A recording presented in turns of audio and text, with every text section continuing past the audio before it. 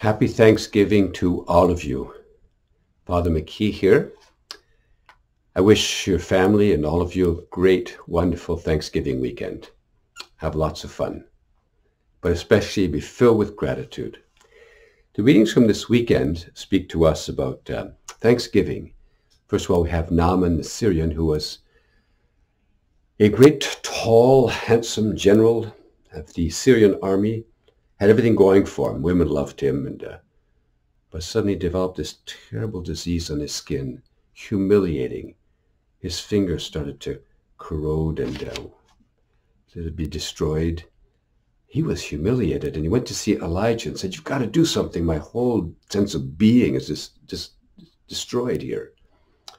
And so Elijah told him to jump in the Jordan River 7 times, which he thought was a silly thing, but he did it anyway. And he came back and was fully healed. And he said, "Let me give you lots of money, Elijah." And Elijah said, "I don't want money. Everything goes. Everything disappears." So Naaman the Syrian says, "Let me take some of the earth from Israel here and offer thanksgiving to your God." So he went back to Syria, took the earth from Israel, placed a few mulefuls of the earth, put it down, built an altar, and began to worship the God of Israel, give thanks.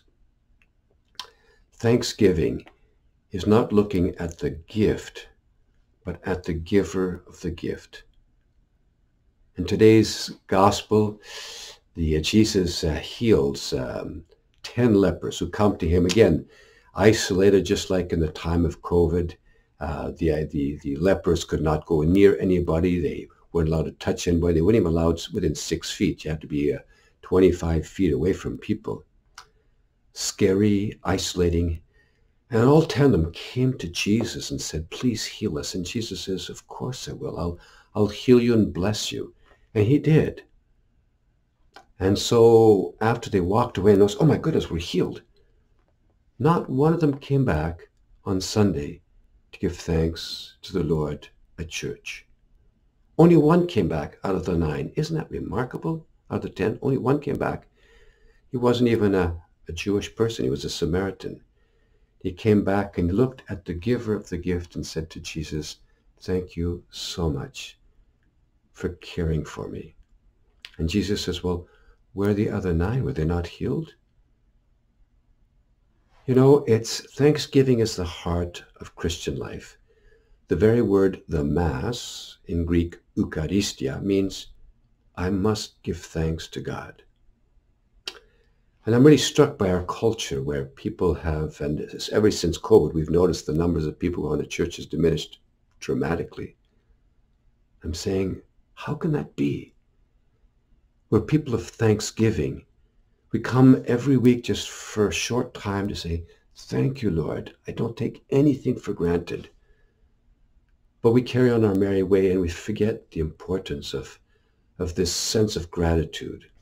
We look at things and we're happy to have them, but we don't look at the giver of the gifts regularly and say, "Thank you, Lord, for your blessings." Look at the people that you love, the people that you care for, your friends, and recognize that each one of them, your friends, your spouse, your children, they will be gone one day, or you will go before them. But they're not here for permanent purpose. The only thing that remains for eternity is God himself. Everything that you love, everyone that you love will one day go. The only permanent part of life is God himself, the one who Jesus was the Lord of the living and of the dead. And so it doesn't make any sense not to give thanks. Gratitude is the heart of Christian life. Eucharistia, thank you, Lord. It is right to give you thanks and praise. If you're one of those people who've lost your road or sort of lost sense of church and lost sense of gratitude in coming to the Eucharist, I please encourage you to come back. We've noticed significant drops. I would say about 30% drop in numbers of people going to church. Of course, it impacts on collections and everything else. Our finances are not doing that well.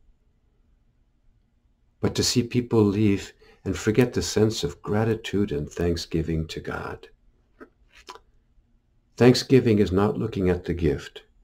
Thanksgiving is looking at the giver of the gift and expressing heartfelt joy, expression of an attitude of embrace. Thank you for what you've given me, Lord. And so we come every Sunday as Catholics and say, thank you. Everything I have, my car, my job, my health, is a pure gift. But Jesus is forever saying, where are the other 9? Why do you not care to come back and say thanks?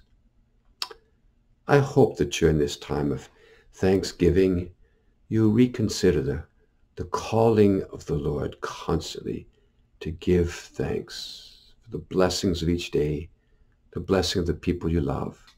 They're all given to us temporarily, here today, gone tomorrow. And so I need to wake up each day. Thank you for you. Thank you for you. Thank you for the blessings of my life. So may you have a wonderful Thanksgiving weekend. May the Lord bless you abundantly.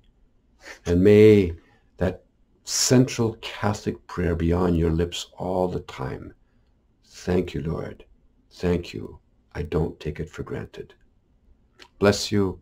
Have a great Thanksgiving weekend.